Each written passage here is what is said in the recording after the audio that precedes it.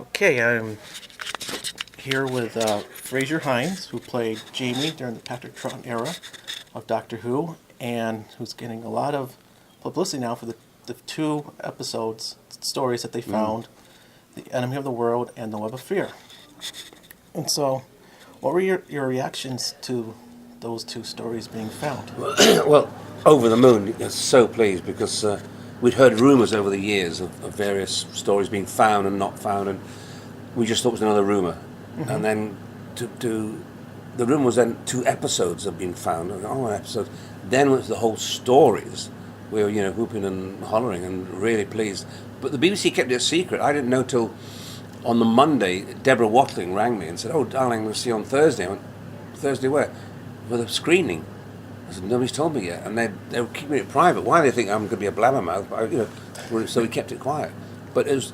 I was going to say it was 2 of the great stories, but all our stories, barring one, were really good stories anyway.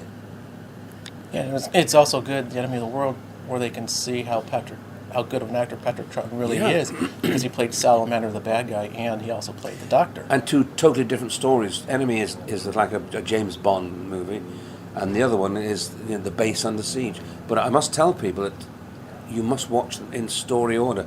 You must watch Enemy of the World first, and then Web of Fear, because it's for the first time, and probably the only time, it's episodic, where one story finishes leading in to the next story.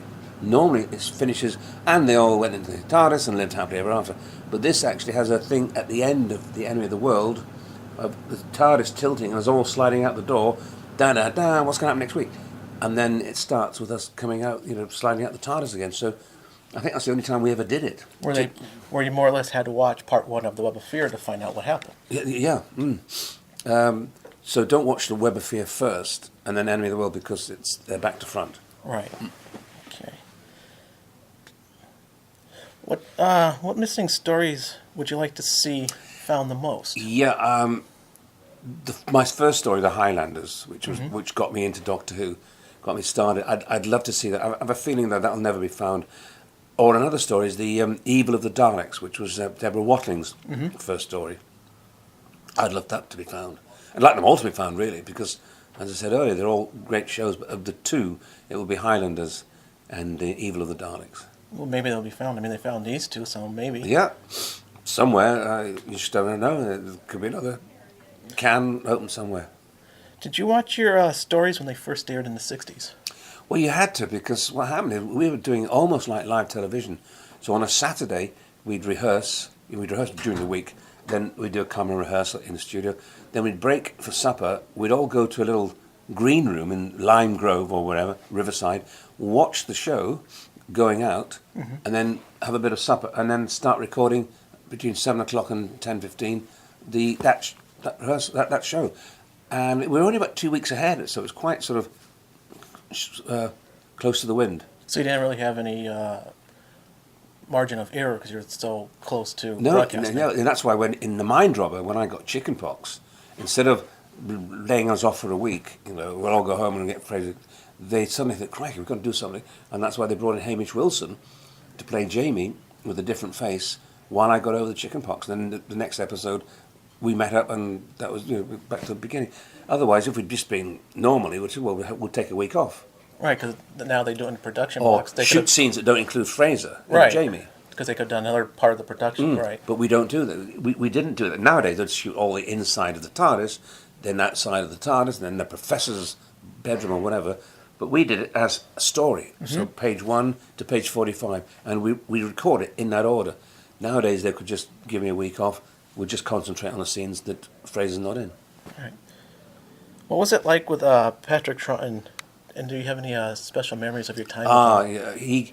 In fact, I love the guy so much. He travels around in my travel wallet. It's a lorry picture, and he goes in my passport wherever I go around the world. So he's coming to conventions with me.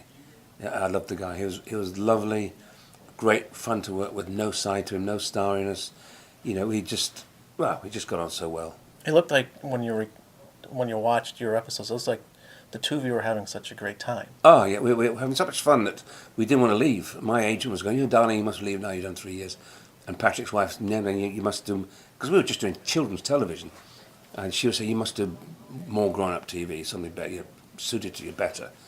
If we hadn't had those two women nagging us, you had never heard of David Tennant because we'd still be in the TARDIS. They'd have to shoot us to get us out of the TARDIS. Yeah. What about the practical jokes? You two were known for practical jokes. Yeah. Any good ones that you can tell that you did to Wendy Paybury or Oh, Deborah Wendy, Watley? yeah, Wendy. We used to rehearse in an old school hall, a church. And she had a mini kilt on one day, and she was sitting between us. And by then, Patrick and I were telepathic. We just looked at each other and nodded. I undid one buckle, he did the other buckle. There was, it's our scene. She got up and left her kilt on the chair. I took it and threw it to him, threw it to me. We thought she was changing. She was wearing little boots, little white pants, and a blouse. She chased me into the hallway, and the vicar came in, and she curtsied and said, "Oh, good afternoon, vicar," and then carried on chasing me. But with Deborah, Patrick, and indeed with Nicola Bright and the two doctors, those girls never ever lost their temper with us. They were lovely, lovely girls to work with, and they could have said, "For Christ's sake, grow up, you grown men." But no, they were lovely girls to work with. Okay. You're involved with Big Finish. They're doing the Campagna Chronicles, yeah. and you do a pretty good spot on Patrick Troughton because I listened to the Queen of Time. Oh, I haven't heard that yet. On the way down. Oh, yes, I haven't. Hopefully, when I get home, Big Finish will have sent me my free copy because that's what they normally And your do. impersonation of Patrick Troughton is like really good. I'd be driving, I'm like thinking that Patrick Troughton is doing the Yajil Oh, adventure. thank you. It's very good. No, I mean, I loved doing his voice. There was one, The Glorious Revolution, which is one of my favourite stories because it's set in James II, so people are wearing clothes similar to him anyway. Mm-hmm. And I did the scene where Jamie's arguing with the Doctor, and the Doctor magazine gave it a review and said, I first heard this, and I thought, it's so lovely to hear Hines and Troughton working together again. Then I realised Troughton's been dead for 20 years. Good God, Fraser was actually arguing with himself. And that's how I do it. Rather than do all Jamie's and then all Patrick's, I do it as one scene. So I mark the script blue for the Doctor, blue TARDIS, red, underline Jamie, red kilt. And the page of the script would be blue, red, blue, red, red, blue, blue. And I just do it all in one take, like that, rather than go, because it keeps the energy going, same, spontaneity. Well, how special was it playing the second Doctor for the Big Finish 50th anniversary special? Yeah, again, having done a lot of Big Finish, I'm amazed that people still say, was that you, Fraser, playing Patrick? Well, yeah. Good God, we thought... One guy said, are you sure? I said, yeah, of course I'm playing. He said, I thought they'd taken some of Patrick's lines from old Doctor Who stories and just edited them in, Mm-hmm. Look out, Jamie Rogers, look out, whatever. And I said, no, it was me. It was me. And it was a real good story because I'm listening. I'm like, oh, there's Fraser Hines doing Patrick Troughton. Yeah. And I was like, it was in the late at the end, the 50th anniversary, and it was like so special that they included all. I wish the BBC TV had done that. That would have been lovely to have us all playing cameo roles. I mean, we couldn't play ourselves, or maybe put a black wig on me and Jamie a bit older or something.